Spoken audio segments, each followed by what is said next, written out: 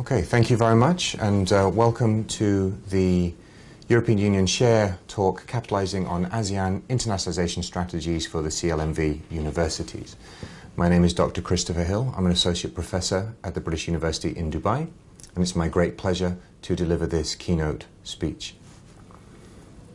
The title of the talk is Internationalisation for Universities. What is it good for? And the talk will cover several key areas of discussion, looking at what does internationalisation mean, who's it for what purpose, why should universities engage with internationalisation, what are the key important areas that one should consider, the factors for both the higher education sector but also the economy and the society within which the universities find themselves placed. We'll look a little bit at the challenges and obstacles, some conversation regarding best practice, and some toolkits and methodologies. And the talk will finish with the next steps for engagement. The concept of internationalisation is widely known, widely used, but actually has many different permutations and identity meanings for the universities involved. For many of us, it's the diversity of our student population, it's the number of MOUs or international partnerships, it's the number of campuses, it's research output, it's community engagement. There are many different factors by which internationalisation is measured, and it's important for universities to best understand the key areas of focus that best match their both expectations and capacity, such that they can build sustainable internationalisation.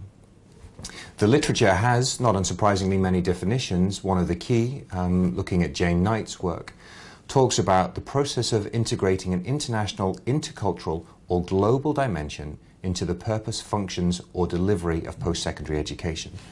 And essentially what that's talking about is the inherent need for internationalisation to be embedded across an institution. So it's not just simply something that's on the strategic plan, or it's not simply a term that's used on the website. It's effectively a way of being and a structure of organisation. Not unsurprisingly, again, there is considerable literature about internationalisation, and in the slide that you can see I highlight a key quote taken from University World News in 2013, which talks about the challenges that institutions face within the system of rankings and language delivery. So it's a very structured, very hierarchical approach. And what Mark Zadaki is talking about is, by thinking more explicitly about how and where internationalisation happens in practice, perhaps what we can do as an international and higher education community is think more about how these spaces at a grassroots and local level can be used to support internationalisation. And by that, what I mean is we should be looking at a local, national, regional response to internationalisation rather than simply, or rather than initially looking from the top down. Now, I will talk over the course of this speech about the opportunities that there are in benchmarking and looking at expertise on an international scale. My point here is simply that internationalisation is often a local issue at the start, because it's therefore based on capacity, based on capability, and is driven by context. If we look at a few examples of current research into the region that we're talking about with CLMV, and more broadly the ASEAN region, a recent article in the Higher Education Evaluation and Development Journal, for example, looks at the student mobility programs that already exist within the ASEAN region and looks at a comparative framework to better understand how institutions and governments can support mobility. Student mobility being considered a key factor of internationalisation as it improves communication, collaboration, discourse, awareness, and all of these key issues. The findings of this article looks at the need for a stronger decision-making model and increased financial support in order to support the creation of an effective network. It certainly highlights the fact that an effective network already exists in potential within the ASEAN region. And therefore, the challenges notwithstanding, there are areas and factors that can be explored and even exploited to support internationalisation on a regional level. A recent edited book looking at higher education in the ASEAN century with a collaborative approach using European academics and academics from the ASEAN nations demonstrates the fact that transnational education or international education or the development of this type of educational space differs depending on motivation, context, capacity, and need. A key issue that we must consider with internationalization is that it is a very broad but equally diverse field that doesn't have a single appearance or single mechanism, and therefore our response on a national level should be tailored accordingly and should be driven by expectations and capacity. So I think key questions that universities need to ask themselves is, what does internationalization mean for you? What is the understanding within your institution, within the faculty level, within the administration and senior leadership?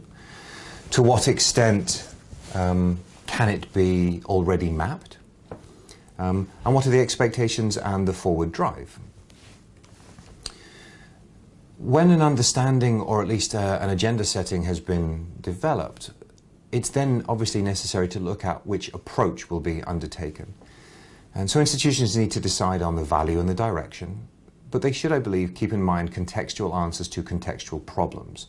So internationalization is not a silver bullet that can simply be superimposed on any institution. It should be a response to a particular agenda that is required for development, and therefore we have the diversity of the issue. So in terms of approach, there's clearly key issues about discussion and engaging with partners, learning from relevant experience, the ability to both adopt and adapt. Where good practice exists, clearly it makes sense to learn from it, but also it needs to be adapted and relevant to local context. Constant review, constant discussion is required, such that where something is not fit for purpose, it can then be developed and evolved further. So, why should universities internationalize? I've already said it's something that is talked about widely in the literature. Many universities around the world already say that they do internationalize or are international. But why should universities, particularly in the CLMV region, and more broadly ASEAN, engage with this particular type of higher educational development? So, as you can see from the slide, why internationalize?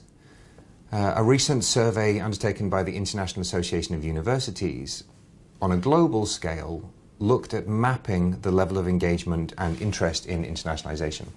And the percentages returned were significant in order for us to be able to understand this topic better.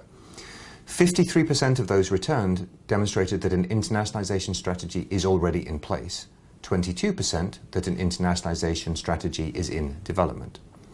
Now, of those returning their responses, the highest priority was student mobility and research collaboration, which is not necessarily that surprising, but further cements the reality that the mobility of students, the engagement and collaboration, and then the research output are key factors for institutions. What was very interesting in the findings of this survey is that the majority of the regions surveyed indicated that their geographic focus for internationalization was their own region. And that's of tremendous value, particularly for the ASEAN region, where mobility of students, for many factors, whether it's language, culture, time zone, distance, are easier than dealing with the hugely international travel of moving from Asia to the West, for example. Now, there are key factors in other review studies that are listed on the slide where the student perspective of internationalization, the value to the students is that it allows them to live and work and study in different climates and different countries, which better prepares them to live and work in the globalized world. And when we look at the employer perspective, there's also considerable interest in students with international exposure, whether it's a full mobility program or an exchange program or even international exposure domestically. When we look at the percentage of students that get to travel abroad, clearly that's not representative of the whole, and therefore institutions can still work to internationalize at home and look to further integrate international experiences on a local level. So, why not internationalize? Well, there is a danger of running too fast. There is a danger of attempting to hit the end target before the capacity is in place and before an understanding of where an institution is going is in place. But there is likewise a danger of not running at all. The higher education framework and landscape is shifting. Internationalization is becoming the norm, whether it be through student mobility, through material, curriculum, exposure, student expectations, student access to information, student desire for mobility, and then of course the employability agenda. Now there's an enormous economic impact of international education, which we'll talk about in a few minutes. And so there is a responsibility for institutions to approach this from a responsible perspective, from an ability to self-reflect and understand capacity, and to aim and drive for a future developmental target. Aspirations are wonderful and they should be high, but realistic goals should be set such that the student experience and the institutional reputation can be protected and grown to build fundamental capacity. So from an importance and a value perspective, internationalization is representative of the growing numbers of students in higher education. The growing number of international students, the growing number of transnational students, the growing number of student mobility clearly demonstrates, as you can see from the growing numbers slide, clearly demonstrates the relevance of this as a movement in higher education. If we look at the UK priorities, you can see from the slide that the #1 position and priority was the development and expansion of international partnerships. #2, student mobility. #3, international research. #4, international student curriculum. And providing support for international students in #6. What we have here is a demonstration that internationalization through the many different threads is at the heart of what many, if not all, UK universities strive to achieve. If we look closer to home in the ASEAN context, you can see from the slide about student mobility and economic performance that the combination of inbound and outbound student exchange and the links to per capita GDP, there's a strong correlation. Now clearly it's not a foregone conclusion, but the ability to encourage the mobility, the option to encourage brain circulation, and of course to retain, where possible, this expertise and embed it in either research output or the employability agenda, are fundamental to the activities that one should be considering. There's some statistics on the next slide about the HM government's, the UK's international education, where the global growth potential is 7% each year from 2012 to 2017 on all forms of education. The statistics on the global e-learning market, which is another factor to consider. And the UK here is listed as the second most popular destination for international higher education students, with 13% of the global total in 2011. That's a simple one country example. Now when we look at the growing population within the ASEAN context, the increased middle class, the increased ability for mobility, we recognize, or should recognize, the enormous potential that exists in this area. From an economic impact, the value of internationalization, to give you the example of Australia, in 2016 the value was 20.3 billion, Australian dollars. And transnational education, the mobility of students to study degrees in a country not their own, and from a host not of their own country, was valued at almost £500 million per annum to the UK higher education sector, representing 11% of international student fees. Closer to home, the Malaysian example is one to very much focus on in terms of an economic impact. Malaysia has a continual drive to increase the number of international students. Starting in 2011, the increase expected from 90,000 to 200,000 by 2020. This would have been an impact of almost 120 billion sterling pounds. This was readdressed in 2014, when the target reached was then 135,000 reported, and the new target was set at 250,000 international students by 2025. Clearly, Malaysia has the capacity to host this number of international students. and therefore has the already internal workings to chase such ambitious targets. And therefore it's an example one can look to in terms of the economic benefit of increasing international student recruitment and international student mobility. I think one factor to consider, particularly in the ASEAN region again, is the number of international schools available, and therefore the simple number of students at secondary educational level who, one assumes, would also be looking for an international university experience and are therefore a pool of students already resident or studying within the region that could be explored. Some of the challenges and obstacles then that we should consider. In the current climate, ASEAN universities face a very rapid pace of development. The necessity to compete, if not aspire to, the international rankings and recognition system, global employability, and the expectations from a governmental drive linked to national development and national strategy. There are many, many options and many opportunities, and all of these, of course, contain their own set of challenges. Partnership and joint degrees are often a way that universities look to expand and explore international collaboration. These are often driven by an imbalance of power and recognition, and require, therefore, some careful consideration when one enters into this type of activity. There is a dramatic increase in demand in higher education as access becomes wider and mobility will increase. Therefore, there is a capacity and an expertise issue that universities must face. And therefore, the ability to greater collaboration provides perhaps an opportunity to respond to this. Now, although great work has been done within the ASEAN region in terms of balancing the academic calendar, as you can see from the timing issues, the different start dates within the APAC university's academic year make the concept of student mobility challenging, to say the least. So the point I'm stressing here is internationalization and the pathway to internationalization often rests on some very fundamental administrative and procedural issues, which of course are not without their challenge and not without their motivational design as to why calendars begin the way they begin. But in terms of the ability to move people, there are often lower level internal issues that can be discussed and explored.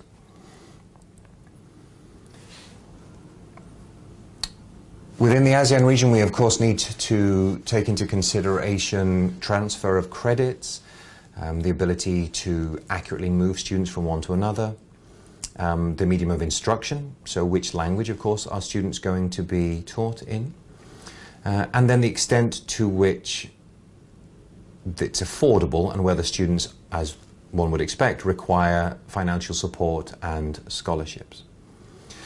I would argue that in the drive for internationalization, there is a danger of what we call the shopping cart approach, which is simply looking externally, attempting to benchmark, and simply adopt something that exists and is run at another institution or at another national structure. While it's clearly of enormous value to learn from these examples, internationalization, as I said before, is not a single concept that can be simply implemented. It's a broad factor of influences and realities that require closer development. So, as I said before, there is certainly a necessity to develop internal capacity, to introduce developments that are sustainable. In many cases, with the rankings and the evolution of developing universities, I think we could argue that they're not playing a game where the rules, goals and measures are set necessarily to capture their level of development. And so a university should not aspire to be in the top 100 tomorrow, but should aspire to be in the top 100 within a set period of time, and therefore build capacity accordingly to reach this goal. Failure of contextual development and sense of reflective development, I think, can cause more damage and more harm than good. So, a few words then perhaps about some examples of good practice and good initiatives that people can follow. Collaboration clearly is of enormous value, and this is something that absolutely should be entered into. As I said before, there is often the issue of imbalance, and so while universities, particularly perhaps within the CLMV region, are looking to partner with international partners of repute, there needs to be a realistic assessment of potential partnership. So rather than aiming for the university that is absolutely number one and perhaps doesn't understand your own capacity and your own unique selling point, it's important to build a sense of capacity, build a sense of identity, and approach and identify partners where there is, of course, good reputation and a level of trust, but the ability to ensure relevant and valuable outcome and impact. So I think it's worthwhile leveraging the contextual value to coordinate and ensure strategic internationalization. Who are you? What do you want from internationalization? What can you offer? What can be developed and for what benefit and for whose benefit? There are opportunities, indeed, for the ability to develop international research activity, whether it's through collaboration or exchange. This can perhaps have impact on teaching capacity, research output, staff development. There are opportunities to explore joint PhD or degree schemes. And there are, of course, the ability to identify key research themes and indeed research networks on a global scale. These are, of course, all key elements of the internationalization agenda and can be done to some extent without the necessity for people-to-people mobility, but the mobility of ideas and information. Now, as you can see from the slide Regional Expertise, there are already a considerable number of excellent examples from a regional perspective that can be drawn upon, whether it's from Campus Asia, UMAP, looking at student mobility, or UCATS in terms of the credit transfer scheme, the ASEAN AUN credit transfer scheme, and indeed within the Share Student Mobility Scheme and the Regional Quality Assurance and Qualifications Reference Frameworks. There is, as I said, considerable activity on both governmental, national, ministerial and institutional level seeking to provide a greater platform of clarity for both conversation and collaboration to take place. This is something that absolutely should be greater understood and leveraged. At an institutional level, some of the areas I think of best practice that can be considered are where mobility is perhaps reduced. Even when it exists, we should be looking at embedding an international dimension in academic programs, whether that's from the examples that are used in teaching, whether it's from access to information, whether it's from the development of collaborative engagement through online resources or through virtual classrooms that provide exposure to our students and indeed staff to ideas outside of their own national level of expertise. We can certainly look and should be looking to promote scholarship for teaching and learning to foster excellence. So improving the professional development of our academic colleagues and administrative staff in order to support the development of a research culture and agenda that not only raises the international profile, but also drives teaching and learning, and the cycle continues. From a curriculum and teaching perspective, good opportunities are to increase student feedback and in-classroom experience such that you can adapt your teaching responses to needs and expectations. I'm not talking about driving the entire agenda from a feedback perspective, but it's important to capture experiences and opportunities. There are, of course, training courses and activities that can be introduced and supported from a staff perspective, and these can help expose and internationalize our staff's understanding and experience. On the ground, opportunities to leverage student mobility that already exists is through schemes such as student mentors. So rather than losing the knowledge that has been gained and the experience that has been gained, students that have had the ability to exchange through programs or activities, ask them to perhaps give presentations, ask them to raise their profile, embed them in the classroom experience such that you can increase the understanding and opportunities and indeed demand. Now, there are, to talk about some of the previous examples I gave, there are many examples of methodologies and toolkits that institutions can look to better understand. I've got a couple of examples that are all open source and the links are provided. The first one is from the Higher Education Academy in the UK, which looks at what's called their Internationalization Toolkit. It's a very evidence-based approach. It looks at benchmarking performance, it looks at learning and adapting and adopting from previous examples.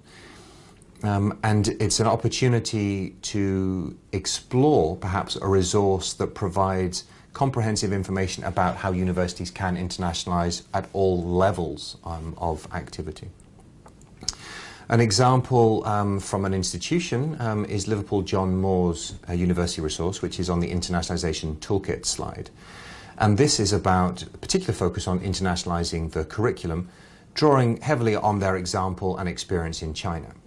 And a very key lesson to learn and to take away from this toolkit is the fact that it highlights there is no single approach to internationalizing. We have to understand who we are, where we are coming from, where are we aiming to get to, and what do we hope to achieve. And then, critically, how do we measure success? How do we know when we have achieved, and how do we know when we have arrived at the next level, such that we can then further improve and develop? An example from the European Association for International Education, the EAIE, which is listed on the Internationalization and Quality Assurance slide. This is a key resource in providing guidance for institutional managers and leaders. And the toolkit looks at providing advice and guidance on how to maintain or increase the quality of internationalization activities and manage quality assurance. And this comes back to one of the points I was raising earlier, that the partnership and collaborative experience can often be driven by an imbalance. And therefore it's important that from a brand perspective, from a recognition perspective, from a student experience, from an institutional integrity perspective, institutional leaders and managers look to monitor closely international engagement. Quite often, international engagement can be driven from a person-to-person approach. An academic meets another academic at a conference, they build up a rapport, they build up a relationship, they may look to exchange, to develop ideas through collaboration from research, or indeed this may lead to student mobility programs. Now, this individual drive is fantastic, but it must be supported from an institutional perspective and must be managed from a quality assurance perspective, such that everybody within the equation benefits. From an ASEAN perspective, again, you can see on the ASEAN activity slide, there is, again, a considerable level of expertise already in place, both from a recognition of degrees, from a quality assurance framework, which is based on mutual collaboration and discussion, and from a student mobility perspective, which supports and encourages activity. And at the policy dialogue in Laos, issues and details of the Share Exchange Program and Scholarship Fund were discussed, and that is clearly a view, there is clearly a view for that to be embedded across the region and driven by a national agenda to support ASEAN student mobility as an integral part of the internationalization of the region. So, in summary, internationalization, somewhat bizarrely perhaps, is a local issue. There is enormous value in the exploration and development on an international scale, but it must be driven by a clear understanding of what is needed and why it is needed. The ability to understand and identify what and why greatly supports your ability from an institutional perspective to embed this across the institution, from faculty to administration to student experience. If the message is clear and the message is understood and the targets are reasonable and achievable, the buy-in from colleagues, faculty, staff, etc. is greater. Of course, it's driven by student expectations to an extent, it's driven by student experience, but the institution must have the capacity, at least at the beginning, to engage with this process. Now, often this is small steps. It looks at national, it looks at regional, and then it expands outwards. The ability to capture information and learn is, of course, a global concept, but the developmental issue is often greater impact done regionally. Any activity of internationalization, whether it's student mobility, research collaboration, degree sharing, joint programs, universities must have systems and internal support in place. This ranges from processes to policies to support networks to training, and the training for administrators how to manage international partnerships, how to engage with international colleagues, how to even begin the process of an international conversation. Teaching staff, how to teach international students, how to teach international curriculum, how to embed new technology, new techniques into their experience. And then, equally importantly, how to export their ideas. Internationalization should not simply be the region of ASEAN or CLMV pulling ideas from other universities and other countries. Indeed, it should be exporting ideas and expertise from a local to a regional to an international. So we increase internationalization, circular perspective rather than linear. I think it's very important for us to be able to understand how to measure and identify success. Because internationalization is such a big term and so easily and so readily used by universities around the world, I think in essence the concept or the reality becomes somewhat watered down. If everybody is international, what does it mean to be international? Is it simply that the definition of a university is now an international place of research and learning? Therefore, with the different degrees and different grades of internationalization and the different factors that can be considered, it's clearly important to understand what are we looking at, what are our targets, what are our reasonable and achievable goals, and what are our aspirational goals, such that universities can build towards targets and to grow accordingly. So I think it's absolutely critical to learn from good examples, to gain information and expertise from where you can, regionally, internationally, and I presented a few examples, and of course there are many, many more. But it's very important also to develop own resources, and this is the adopt and adapt process. Learn from other institutions, but from an internationalization perspective, make it a local contextual issue that responds to your identification of issues and needs. National support is clearly required, whether it's ministerial, governmental, or indeed cross-border within the regions. Institutions can drive these agendas, but they can also respond to national agendas where funding is set, and therefore bespoke and tailored programs of regional and international collaboration can be put in place. And these are indeed key supporting factors. So in terms of the next steps, not just for this conference and policy dialogue, but indeed tomorrow and the next day, it's important to engage with this concept. Internationalization is happening everywhere all the time. And in many cases, there are good examples within your institutions that can be further capitalized on, further promoted, further explored, further exported.